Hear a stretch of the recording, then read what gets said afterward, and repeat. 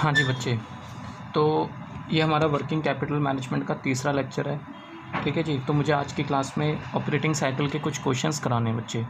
Concept मैं आपको already बता चुका हूँ, ठीक है ना। तो क्वेश्चंस कराने हैं आज की क्लास में वर्किंग कैपिटल रिक्वायरमेंट। तो इस वर्किंग कैपिटल रिक्वायरमेंट के चैप्टर में ना हम लोगों ने एक टॉपिक शुरू करा था जिसका नाम था ऑपरेटिंग साइकिल पीरियड, है ना जी। ऑपरेटिंग साइकिल पीरियड ये टॉपिक हमने शुरू करा था। तो आज की क्लास में कॉन्सेप्ट तो नहीं कराना मुझे, कॉन्सेप्ट मैं पिछली 2 वीडियो में आपको बहुत अच्छे से डिटेल में एक्सप्लेन कर चुका हूँ। तो क्वेश्चंस शुरू करते हैं सीधा। क्वेश्चन नंबर 20, मैंने आपको जो पीडीएफ्स भेजी हुई है, आपको जो मैंने पीडीएफ भेजी है बच्चे, उसके अंदर ना क्वेश्चन नंबर 20 होगा। आप उसको एक बार रीड आउट कर लो बच्चे, ठीक है। तो वीडियो स्टॉप करके आप उसको एक बार रीड आउट कर लेना। तो मैं साथ साथ क्वेश्चन पढ़वाता हूँ आपको, ठीक है। प्लीज़ ध्यान से सुन लेना क्या लिखा हुआ है इसके अंदर। इसमें लिखा हुआ है from the following information of XYZ limited calculate. हाँ, जिसके पास भी पीडीएफ ना हो प्लीज़ आप मेरे से मांग लेना, व्हाट्सएप के थ्रू मैं आपको दे दूँगा पीडीएफ। 9818882548 9818882548। आप मुझे इस नंबर पे व्हाट्सएप कर देना तो मैं आपको पीडीएफ सेंड कर दूँगा, ठीक है। तो फिलहाल क्वेश्चन नंबर 20, तो इसमें कह रहा है from the following information of XYZ limited calculate net operating cycle period. ठीक है जी। आपको क्या निकालना है बच्चे? ऑपरेटिंग साइकिल पीरियड निकालना है, और दूसरे पॉइंट में आपको निकालना है number of operating cycle in a year, ठीक है। तो सेकंड पॉइंट अभी देख लेते हैं। तो पहले हम लोग ऑपरेटिंग साइकिल पीरियड कैलकुलेट कर लेते हैं बच्चे, और इसमें आपको बहुत सारे पॉइंट्स दिए हुए हैं, 9 पॉइंट्स दिए हुए हैं। पहले पॉइंट में लिखा हुआ है रॉ मटेरियल इन्वेंट्री। क्या लिखा हुआ है? Raw material inventory consumed during the year. पूरे साल में आपने कितनी इन्वेंट्री कंज्यूम करी है वो लिखा हुआ है 6 लाख रुपए। दूसरे पॉइंट में लिखा हुआ है average stock of raw material. तो हमारे pass on an average stock of raw material 50,000 रुपये का पड़ा रहता है हर साल। तो हमें ये बताना है कि जो 50,000 रुपये का स्टॉक ऑफ रॉ मटेरियल पड़ा रहता है ये कितने दिन का है ना। तो ये चीज़ मैंने आपको अच्छे से कैलकुलेट करके समझा दिया था बच्चे। आगे वर्क इन प्रोग्रेस इन्वेंट्री आपको 5 लाख रुपए की दी हुई है। Average work in progress inventory 30,000 रुपये है। फिनिश गुड्स इन्वेंट्री 8 लाख रुपये दिया हुआ है। Average finish goods stock held 40,000 रुपये आपको दिया हुआ है। Average collection period from debtors 45 days already निकाल के मतलब ऑलरेडी कैलकुलेट करके आपको दे रखा है। Average credit period allowed 30 days, और number of days in a year 360 days आपको लेके चलना है बच्चे, ठीक है। तो अगर मैं आपसे ये कहता हूँ, प्लीज़ ध्यान से देखना, कैलकुलेशन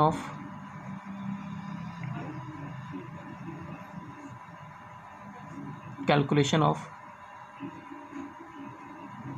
ऑपरेटिंग साइकिल पीरियड, है ना जी। Calculation of operating cycle period, तो आपको पता है हम कैसे निकालते हैं। हम यहाँ पे क्या लिखते हैं बच्चे? Raw material holding period. अगर आप क्वेश्चन ध्यान से पढ़ो तो आपको ये मैन्युफैक्चरर का क्वेश्चन दिया हुआ है बच्चे, है ना, क्योंकि इसमें आपको रॉ मटेरियल की इन्फॉर्मेशन भी दे रखी है, वर्क इन प्रोग्रेस की भी इन्फॉर्मेशन दे रखी है। तो आपको ये मैन्युफैक्चरर का दिया हुआ है, ठीक है ना। तो रॉ मटेरियल होल्डिंग पीरियड, ठीक, जो भी होगा इसकी कैलकुलेशन हम कर लेंगे वर्किंग नोट नंबर 1 में, ठीक है। अच्छा, उसके बाद फिर हम यहाँ लिखते हैं work in progress holding period, work in progress holding period, इसकी कैलकुलेशन वर्किंग नोट नंबर 2 में कर लेंगे हम लोग, ठीक है। अच्छा, उसके बाद फिनिश गुड्स,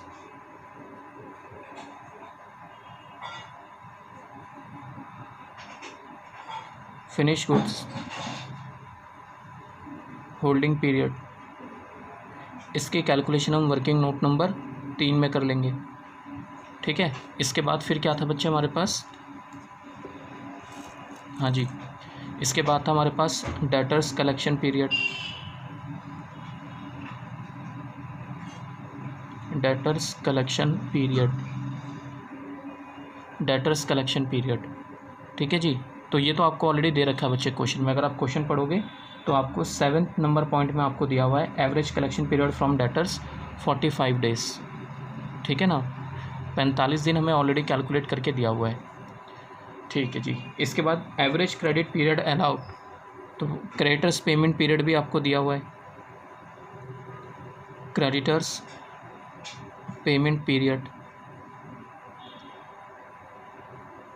और क्रेडिटर्स पेमेंट पीरियड आपको 30 दिन का दिया हुआ है। तो ये मैंने आपको बताया था, आप इसको लेस करके दिखाओगे, है ना जी। क्रेडिटर्स पेमेंट पीरियड आप इसको लेस करके दिखाओगे बच्चे, ठीक है ना। तो ये चीज़ होती है। बाकी 3 कैलकुलेशन करनी है वो कर लेते हैं। अभी सब कुछ आपको दे रखा है क्वेश्चन के अंदर, और ये सब करने के बाद आपका क्या आ जाएगा, operating cycle period, operating cycle period, ठीक है। तो वर्किंग नोट नंबर 1, 2, 3 तीनों कैलकुलेट कर लेते हैं। सब कुछ दे रखा है आपको, कुछ है ही नहीं क्वेश्चन के अंदर। हाँ जी, working note number 1, raw material holding period, raw material holding period, ठीक है, रॉ मटेरियल होल्डिंग पीरियड।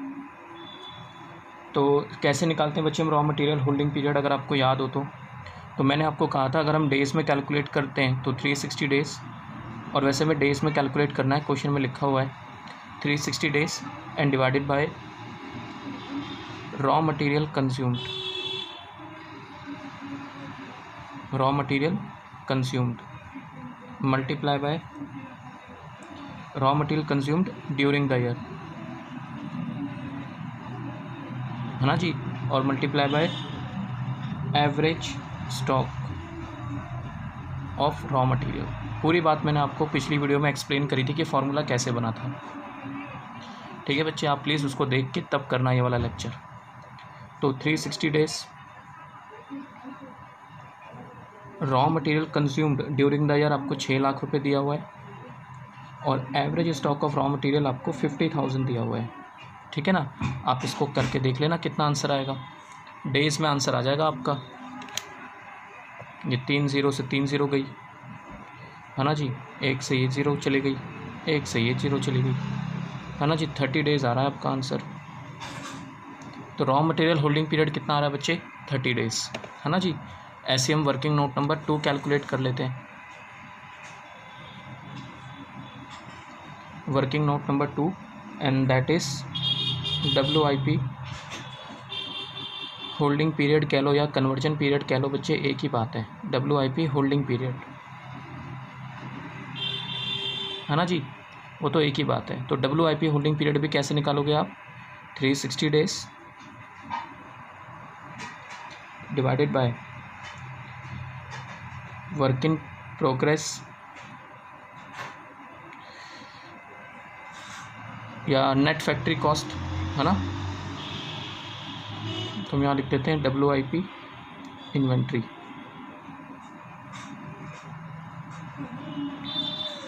है ना जी, ये नेट फैक्ट्री कॉस्ट,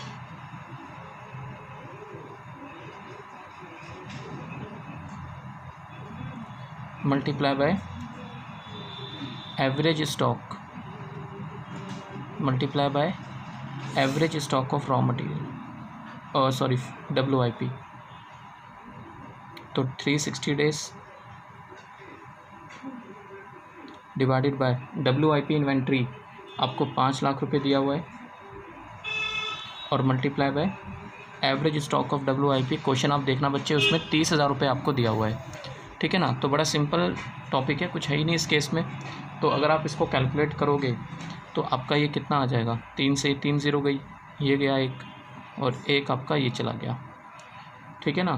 तो ये आपका आ जाएगा 36 × 3 divided by 5, 36 × 3 divided by 5,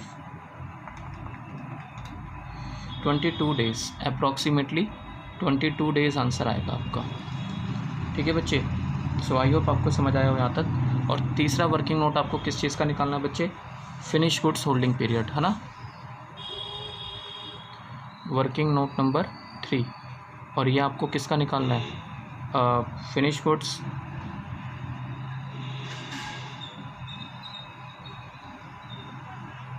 finish goods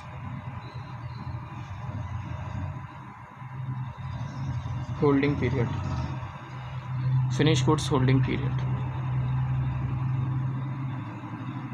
ठीक है जी, फिनिश गुड्स होल्डिंग पीरियड। तो ये हम निकाल लेते हैं, इसमें क्या हो गया 360 डेज डिवाइडेड बाय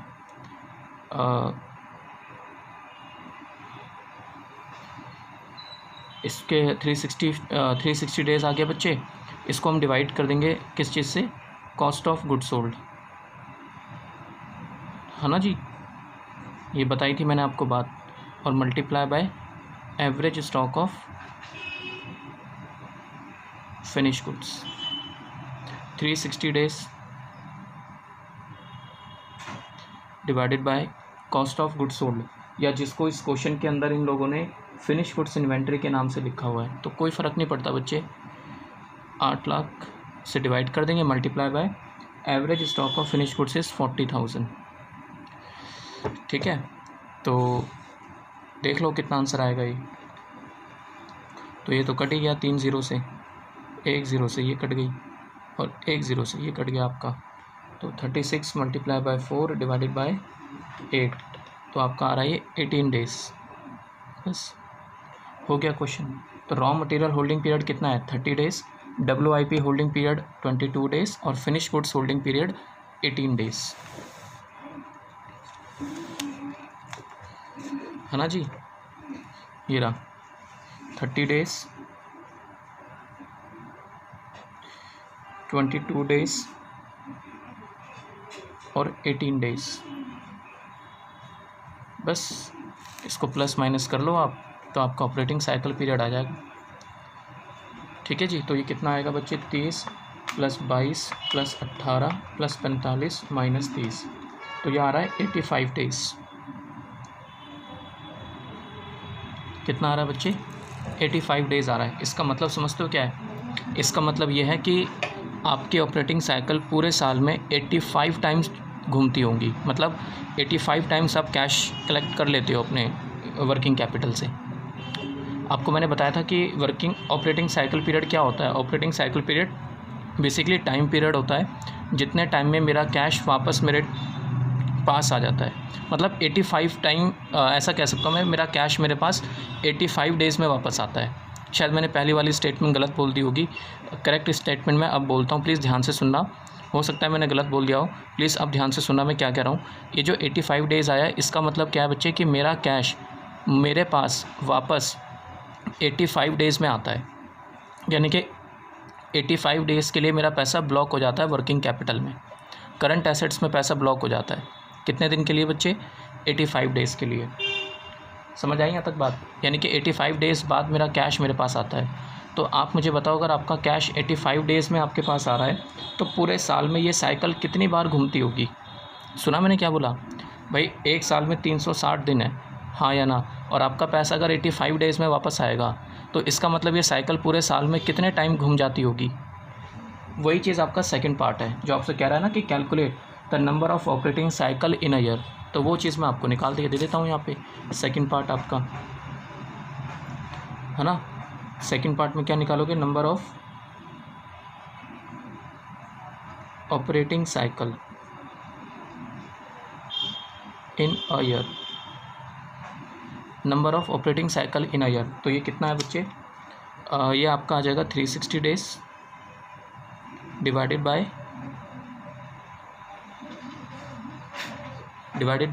85 डेज, तो इसका मतलब ये आ रहा है आपका 4.24 साइकिल्स इन अ ईयर। एक साल में आपकी साइकिल 4.24 टाइम्स घूमती होगी बच्चे, है ना जी। ये आंसर है आपका, अच्छा ही नहीं क्वेश्चन के अंदर, वेरी सिंपल, है ना जी। आई होप आपको बात समझ आ गई हो यहाँ तक। इसके बाद आपको क्वेश्चन नंबर 21 दिया हुआ है, आप उस क्वेश्चन नंबर 21 को भी एक बार रीड आउट कर लेना, ठीक है जी।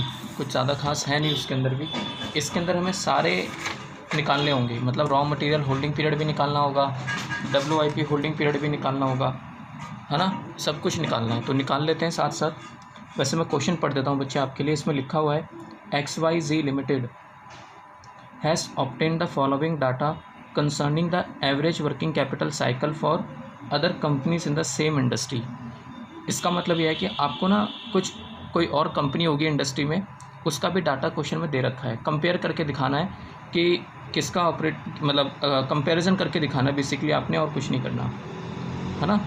बाकी बातें फिर मैं आपको क्वेश्चन कंप्लीट होने के बाद बताता हूँ। अगर आप इसको पढ़ोगे क्वेश्चन को, तो इसमें raw material stock turnover ratio जो इंडस्ट्री का दिया हुआ है, दूसरी कंपनी का दिया हुआ है 20 डेज़ दिया हुआ है, क्रेडिट रिसीव्ड 40 डेज़ का है, work in progress turnover ratio है ना, मतलब टर्नओवर रेशो नहीं, मतलब वर्क इन प्रोग्रेस टर्नओवर, मतलब कि वर्क इन प्रोग्रेस टर्नओवर आपको दिया हुआ है, मतलब कि 15 दिन दिया हुआ, तो इसका मतलब 15 दिन पैसा आपका वर्क इन प्रोग्रेस में रहता है, प्रोसेसिंग में रहता है। फिनिश गुड्स स्टॉक टर्नओवर दिया हुआ है 40 डेज़, और डेटर्स कलेक्शन पीरियड आपको दिया हुआ है 60 डेज़, है ना। तो ये तो आपको इंडस्ट्री का दिया हुआ है बच्चे। अगर आप नीचे पढ़ोगे, using the following data calculate the current working capital cycle for XYZ limited, तो हमें तो अपनी कंपनी के लिए कैलकुलेट करना है। इंडस्ट्री का आपको ऊपर दिया हुआ है, हमें तो अपनी कंपनी का कैलकुलेट करना है, और वो नीचे आपको सारी फिगर्स दी हुई है। सेल्स आपको 3000 दी हुई है, रुपीज़ इन 1000 दिया हुआ है, सब कुछ है ना। PDF मैंने आपको दी हुई है बच्चा, आप क्वेश्चन एक बार अच्छे से रीड आउट कर लेना। कॉस्ट ऑफ सेल्स आपको दिया हुआ है 2100, मतलब कॉस्ट ऑफ गुड सोल्ड दिया हुआ है बेसिकली। परचेजेस आपको दी हुई है 600, है ना। Average stock of raw material दिया हुआ है 80, एवरेज वर्क इन प्रोग्रेस दिया हुआ है 85, एवरेज फिनिश गुड्स दिए हुए हैं, सब कुछ आपको दिया हुआ है बच्चे। ठीक है, तो एक काम करते हैं, कैलकुलेट कर लेते हैं इसको। Question number 21,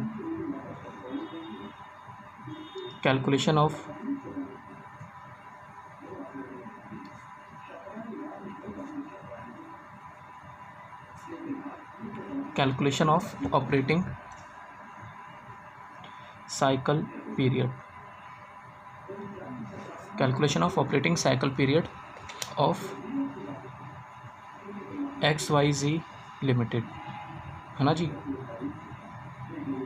operating cycle period हमें कैलकुलेट करना है XYZ लिमिटेड का, तो कैलकुलेट कर देते हैं, कुछ है ही नहीं इसमें। रॉ मटेरियल होल्डिंग पीरियड, यहीं कैलकुलेट कर देते हैं बच्चे इसको, है ना जी। कैसे निकालोगे, 360 डेज़ में निकालना है आपको, divided by raw material consumed during the year, और इसमें आपको जो रॉ मटेरियल कंज्यूम्ड आपको दिया हुआ है, ठीक है बच्चे, तो ये आपको दिया हुआ है 600 दिया हुआ है। अगर आप क्वेश्चन पढ़ोगे ना, तो इसमें वैसे अलग से नहीं लिखा हुआ रॉ मटेरियल कंज्यूम्ड, प्लीज़ सुनना मेरी बात, इसमें आपको अलग से नहीं दे रखा कि रॉ मटेरियल हमने कितना कंज्यूम किया हुआ है, इसमें ना परचेजेस लिखी हुई हैं। तो मैं यहाँ पे एज्यूम करूँगा कि जितना मैंने सामान परचेज़ करा है, सारा रॉ मटेरियल मैंने कंज्यूम कर लिया होगा। अगर आपको पिछली क्लास याद हो, तो मैंने आपको रॉ मटेरियल कंज्यूम्ड कैसे निकालते वो बताया था, लिखा था उसमें opening stock of raw material plus purchase of raw material minus closing stock of raw material. तो अगर किसी क्वेश्चन में ओपनिंग स्टॉक और क्लोजिंग स्टॉक नहीं दिया हुआ, तो इसका मतलब जितना रॉ मटेरियल मैंने परचेज़ करा होगा, सारा मैंने कंज्यूम कर लिया होगा, हाँ या ना। समझ रहे बच्चे मेरी बात आप। तो इसके अंदर ना क्वेश्चन में आपको परचेजेस दी हुई है, opening stock of raw material और closing stock of raw material नहीं दिया हुआ, समझ आई यहाँ तक। तो परचेजेस हम 600 है, उसी को अज्यूम कर लेंगे, और multiply by average stock of raw material, जो कि आपको क्वेश्चन में 80 दिया हुआ है, ठीक है ना जी। तो आप मल्टीप्लाई करके देख लो कितना आंसर आ रहा है ये। तो 360 मल्टीप्लाई बाय 80 डिवाइडेड बाय 600, तो 48 डेज़ आ रहा है बच्चे। कितना आ रहा है, 48 डेज़, ठीक है। अच्छा, रॉ मटेरियल होल्डिंग पीरियड के बाद है, इसके अंदर WIP work in progress holding period,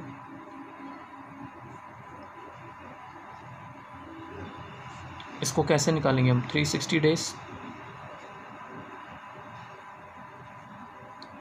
है ना, डिवाइडेड बाय फैक्ट्री कॉस्ट, तो आपको दिया हुआ है 2100।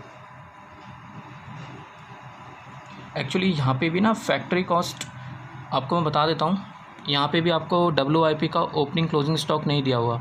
अगर आप देखना, मैंने पिछली वीडियो में आपको बहुत अच्छे से बात समझाई हुई है कि फैक्ट्री कॉस्ट कैसे निकालते हैं, है ना। तो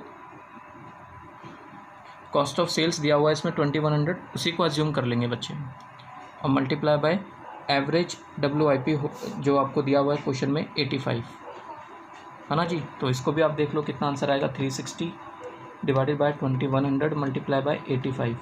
तो आपका ये अप्रॉक्सीमेटली 15 डेज़ के आसपास आंसर आ रहा है। 15 डेज़ पॉइंट में है 14.57, तो हमने इसको 15 में राउंड ऑफ कर लिया बच्चे, WIP होल्डिंग पीरियड। अच्छा, इसके बाद हम निकालेंगे finish goods.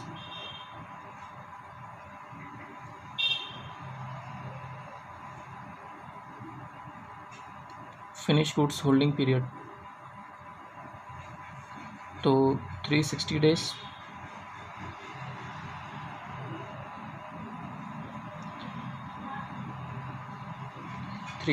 Days divided by cost of goods sold 2100 he assume करोगे बच्चे आप, है ना, क्योंकि इन्फॉर्मेशन करेक्टली आपको नहीं दी हुई क्लैरिफिकेशन के साथ।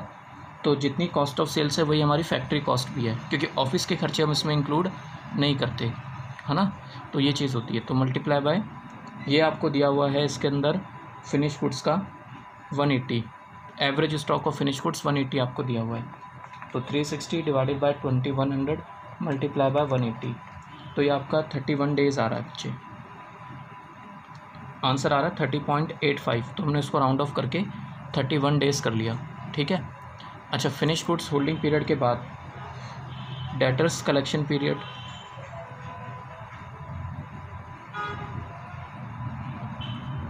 डेटर्स कलेक्शन पीरियड, और डेटर्स कलेक्शन पीरियड में भी आप कितना लिखोगे, 360 डेज डिवाइडेड बाय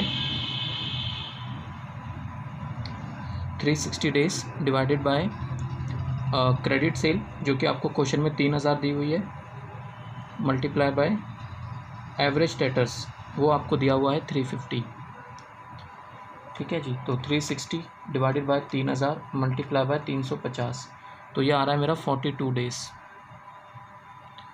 ठीक है, 42 डेज़। नाउ अब हम यहाँ लिखेंगे creditors payment period, creditors payment period ये कैसे निकालेंगे बच्चे हम, 360 days divided by purchases during the year that is 600 आपको दिया हुआ है, and multiply by average creditors जो कि 90 आपको दिया हुआ है क्वेश्चन में।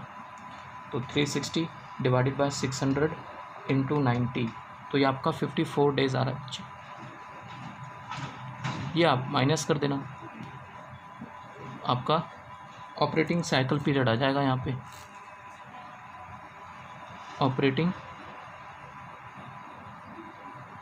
साइकिल पीरियड, है ना जी। तो 48 प्लस 15 प्लस 31 प्लस 42 माइनस 54, तो आपका 82 डेज़ आंसर आएगा, ठीक है। तो 82 डेज़ आपका ऑपरेटिंग साइकिल पीरियड है, मतलब आपका पैसा 82 डेज़ के लिए फंसता है, 82 डेज़ बाद आपका कैश आपके पास वापस आ जाता है बच्चे। और इंडस्ट्री का कितना है, 95 डेज़, तो इसका मतलब इंडस्ट्री से तो बेटर ही है हमारा, है ना। अब वो क्यों बेटर है, आप इंडस्ट्री का आप चेक करना सारी चीज़ें, ये जो डेज़ आपने calculate, creditors payment period, collection period, ये सब आपको अपनी लैंग्वेज में एक्सप्लेन करके लिखना है, कमेंट करना है कि इंडस्ट्री से हमारा बेटर क्यों है, ठीक है। अगर मैं एक एक करके आपसे बात करूं तो इसमें raw material stock turnover 20 days लिखा हुआ है, इंडस्ट्री में हमारा है 48 डेज़। मतलब समझ रहे हो आप मेरी बात में क्या बोल रहा हूँ, हमको 48 दिन लगते हैं अपने रॉ मटेरियल को जो है प्रोडक्शन में कन्वर्ट करने में, मतलब स्टोर रूम से प्रोडक्शन स्टेज में जाने में 48 डेज़ का टाइम लगता है। समझ रहे हो आप मेरी बात, मेरा रॉ मटेरियल स्टोर रूम में 48 डेज़ के लिए रहता है, जबकि इंडस्ट्री का सिर्फ 20 डेज़ ही रहता है, यानी कि 20 डेज़ बाद ही वो कंजम्पशन में कन्वर्ट हो जाता है, उस पर प्रोसेसिंग स्टार्ट हो जाती है। हमको 48 डेज़ लगते हैं प्रोसेसिंग करने में, है ना। और प्रोसेसिंग हमारी कितने दिन में कंप्लीट हो जाती है, 15 दिन में, और इंडस्ट्री को कंप्लीट करने में 15 दिन लगते हैं, इंडस्ट्री को भी सेम डेज़ लगते हैं, है ना। अच्छा, क्रेडिट रिसीव्ड अगर मैं आपसे बात करूँ फिनिश गुड्स का, 31 दिन लगते हैं फिनिश गुड्स को बेचने में, और इनको लगते हैं 40 दिन, तो यहाँ हम बेटर हैं इनसे, है ना बच्चे। डेटर्स को ये 60 दिन का टाइम देते हैं, हम 42 डेज़ में पैसा कलेक्ट कर लेते हैं। तो वो चीज़ आपको अपनी लैंग्वेज के हिसाब से एक्सप्लेन करके लिखना पड़ेगा बच्चे, ठीक है ना। ये 2 क्वेश्चंस थे, क्वेश्चन नंबर 20 और 21। ये दोनों क्वेश्चंस मैंने आपको करवा दिए हैं। एक क्वेश्चन मैं आपको और करवाता हूँ, ठीक है, वो मैं आपको लिखवा देता हूँ बच्चे। शायद मैंने आपको वो क्वेश्चन PDF में शायद सेंड ना करा हो, तो वो मैं आपको लिखवा देता हूँ। बड़ा छोटा सा क्वेश्चन है, ठीक है, आप देखना उस क्वेश्चन को।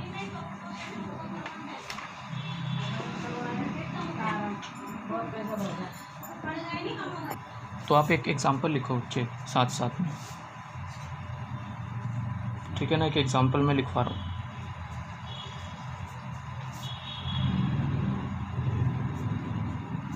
The following information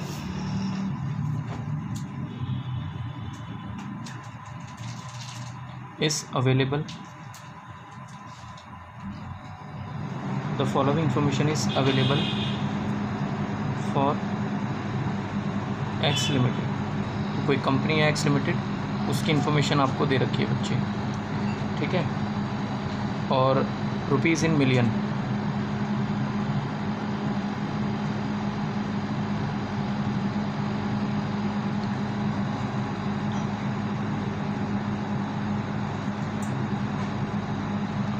average stock of raw material and stores,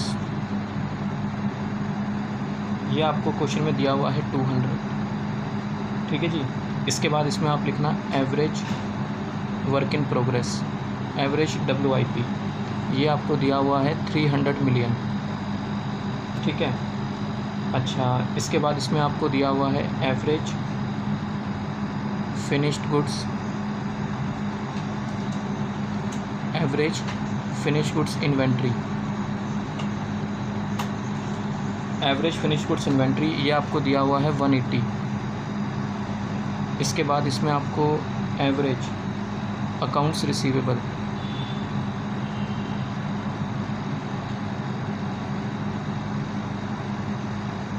average accounts receivable, ये आपको दिया हुआ है 300। इसके बाद बच्चे इसमें average accounts payable,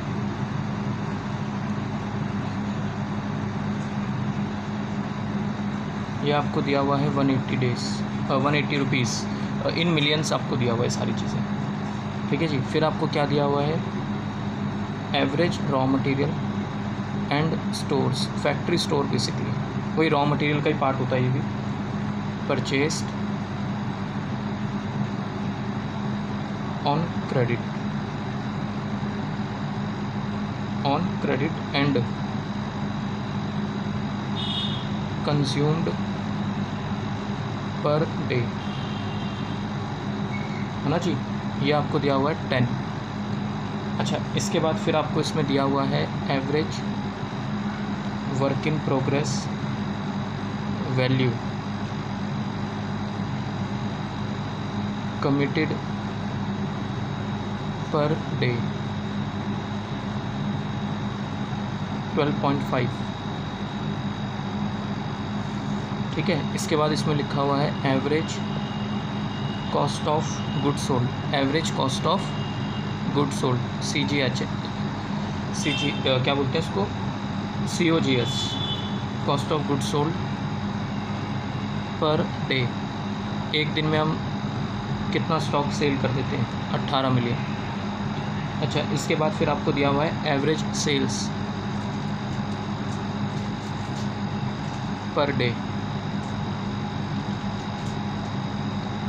average sales per day, ये आपको दिया हुआ है 20 बच्चे, ठीक है ना। ये क्वेश्चन है पूरा, और कहता है कैलकुलेट,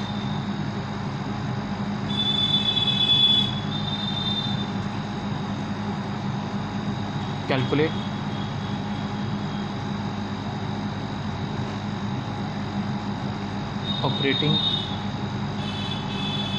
साइकिल पीरियड, ठीक है जी, ये आपको कैलकुलेट करना है, ठीक है बच्चे। अब थोड़ा सा ध्यान देना, आपको क्वेश्चन में क्या दिया हुआ है।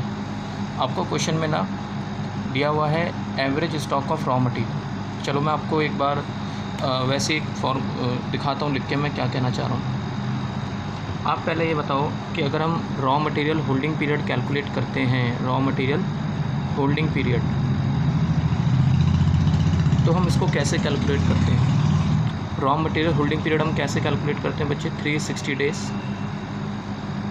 Divided by raw material consumed, हाँ या ना, ड्यूरिंग द ईयर और मल्टीप्लाई बाय, हम यहाँ लिखते हैं average stock of raw material, हाँ या ना, ठीक है ना। अगर हम वर्क इन प्रोग्रेस निकालते हैं तो 360 days divided by factory cost, net factory cost और multiply by average stock of WIP, हाँ या ना। अच्छा, अगर हम फिनिश गुड्स होल्डिंग पीरियड निकालते हैं तो 360 days divided by cost of goods sold multiply by average stock of finish goods, हाँ या ना। इस तरीके से चलते हैं ना बच्चे हम लोग। तो ये चीज़ होती है। अब क्वेश्चन में पता है आपको ये चीज़ दी हुई है, अगर आप ध्यान से पढ़ोगे क्वेश्चन तो आपको ना average stock of raw material दिया हुआ है। अच्छा, इसको इंटरप्रेट कैसे करते हैं ये भी मैंने आपको पिछली वीडियो में बताया था। मैं एक एग्जांपल ले लेता हूँ, मान लेते हैं 360 डेज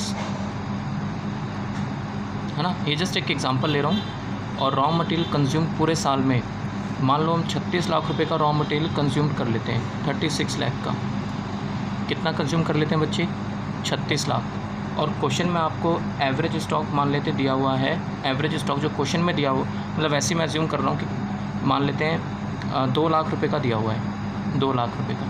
तो इसको इंटरप्रेट कैसे करा जाता है? इसको इंटरप्रेट बच्चे इस तरीके से करते हैं कि 36 लाख रुपए का स्टॉक, ध्यान से सुनना, 36 लाख रुपए का स्टॉक अगर 360 दिन में कंज्यूम होता है, सुना मैंने क्या बोला? 36 लाख रुपए का स्टॉक अगर 360 दिन में कंज्यूम होता है तो जो 2 लाख का स्टॉक आपके पास पड़ा हुआ है वो कितने दिन में कंज्यूम हो जाएगा? समझ आया मैंने क्या बोला? या ऐसे कह लो 360 दिन में 36 लाख का स्टॉक कंज्यूम हो जाता है, 360 दिन में 36 लाख का स्टॉक अगर कंज्यूम हो जाता है तो 2 लाख का स्टॉक कितने दिन में कंज्यूम हो जाएगा, है ना। तो इसका अगर मैं आंसर निकालूँ तो आंसर कितना आएगा? 360 divided multiply by 2 lakh and divided bye 36 lakh, तो ये आ रहा है बच्चे 20 डेज़। इसका मतलब 20 दिन में आपके ये 2 लाख का स्टॉक जो पड़ा हुआ है आपके पास वो कंज्यूम हो जाएगा, 20 दिन लगेंगे उसको कंज्यूम होने में, हाँ या ना। मेरी बात समझ आई मैं क्या बोल रहा हूँ? कितने दिन लगेंगे इसको? 20 दिन। तो अगर मैं आपसे ये बोलूँ, प्लीज़ सुनना, अगर मैं आपसे ये बोलूँ कि यार आप मुझे ये बता दो फिर एक दिन में कितना कंज्यूम होगा ऑन एन एवरेज, अगर 2 लाख रुपए जो है, 2 लाख का स्टॉक जो आपके पास पड़ा हुआ है वो 20 दिन का गुड्स है, मतलब 20 दिन में वो कंज्यूम हो जाएगा, तो एक दिन में कितना कंज्यूम हो जाएगा? ठीक है जी, अगर 2 लाख का स्टॉक 20 दिन में कंज्यूम हो जाता है तो एक दिन में कितना कंज्यूम हो जाता होगा? Divided by 20 days. तो आपको ये पता चल जाएगा कि एक दिन की कंजम्पशन कितनी है ना जी। 10,000 आ रहा है, 10,000 kg वगैरह जो भी आप कैलकुलेट करते हो, या ऐसे निकाल लो 36 लाख पूरे साल की कंजम्पशन है ना 360 दिन में, तो एक दिन में कितना कंज्यूम हो जाता होगा? तो आंसर तो वही आना है 36 लाख डिवाइडेड बाय 360, यानी कि कितना? 10,000। वो तो आप कैसे भी निकाल दो, मतलब मैं ये कह रहा हूँ एक दिन की कंजम्पशन आपने कितनी निकाली? 10,000 kg बच्चे। मेरी बात समझ आई यहाँ तक? ठीक है ना। तो अब ज़रा अगर मैं आपको एक दिन की कंजम्पशन दे दूं बच्चे, प्लीज़ सुनना मेरी बात, मैं क्या बोल रहा हूँ। अगर मैं आपको एक दिन की कंजम्पशन दे दूं तो क्या आप होल्डिंग पीरियड नहीं निकाल सकते कितना होगा? नहीं समझे मैंने क्या बोला? अगर मैं आपको ये फिगर दे दूं, प्लीज़ सुनना, अगर मैं आपको average stock of raw material दे दूं, ठीक है, और मैं आपको ये बता दूं कि एक दिन में हम कितना कंज्यूम कर लेते हैं, ठीक है, मान लो मैं लिखता हूँ, मैं एक दिन में, जैसे मैं आपको क्वेश्चन में कहता हूँ कि average stock of raw material question में दिया हुआ है 2 लाख, अभी तो मैंने अज्यूम करा था, मान लो क्वेश्चन में दिया हुआ है 2 लाख रुपए, और मैं आपको ये दे दूं कि एक दिन में हम लोग 10,000 kg कंज्यूम कर जाते हैं। एक दिन में हम कितना कंज्यूम कर जाते हैं बच्चे?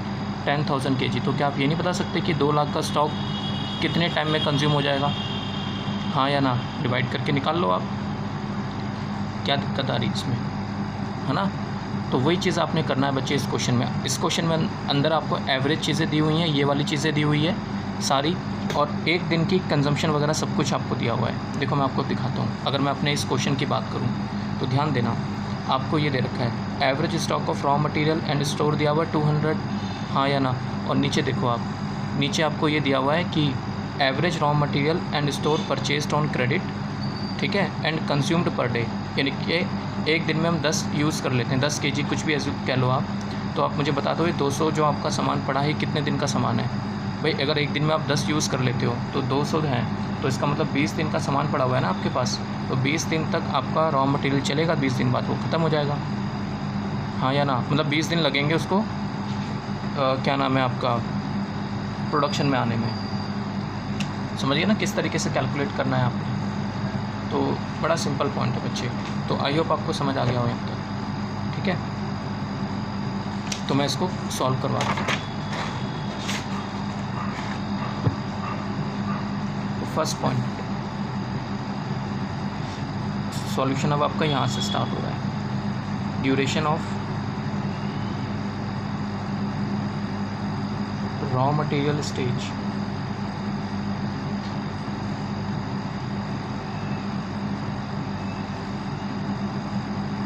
Duration of raw material stage, average raw material and store divided by average raw material and stores divided by average raw material and stores. जो क्वेश्चन में लिखा हुआ मैं एज इट इज़ वही वर्डिंग यूज़ कर रहा हूँ, कंज्यूम्ड पर डे।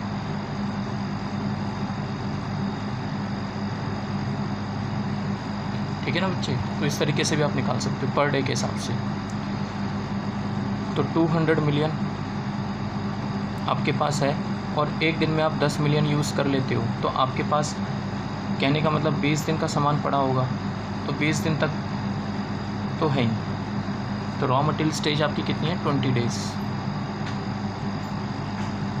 ठीक है जी। सेकंड ड्यूरेशन, सेकंड जो है इसमें वो आपको इसमें दिया हुआ है duration of WIP stage.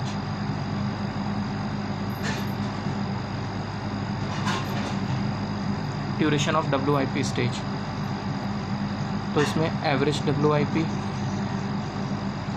Divided by average WIP committed per day.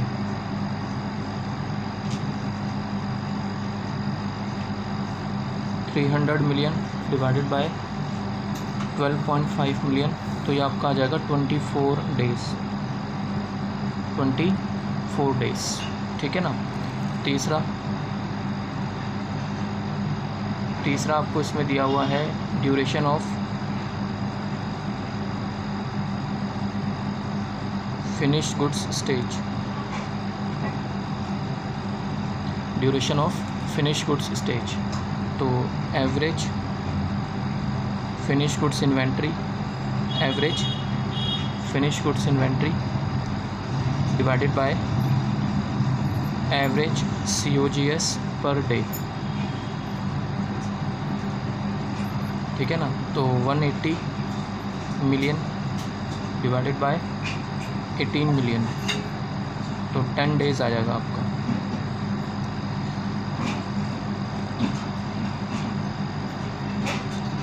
Fourth duration of accounts receivable,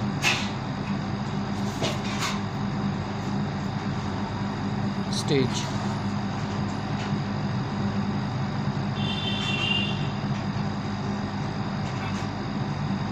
average accounts receivable, average accounts receivable divided by average sales per day. 300 million divided by 20 million, 15 days.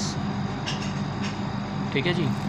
और fifth आपका duration of accounts payable stage,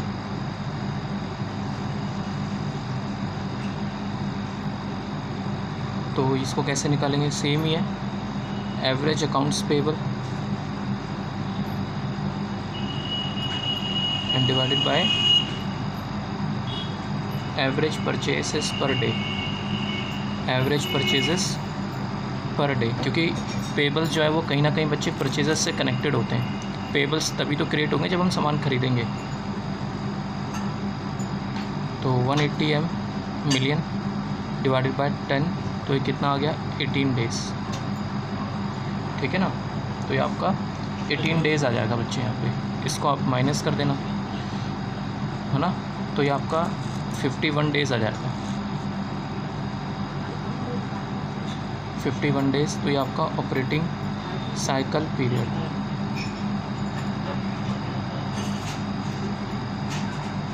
ठीक है जी। तो questions भी मैंने आपको करवा दिए। नेक्स्ट वीडियो में हम वर्किंग कैपिटल एस्टिमेशन वाला टॉपिक करेंगे जो कि बहुत ज़्यादा इंपॉर्टेंट है। ठीक है जी, ओके।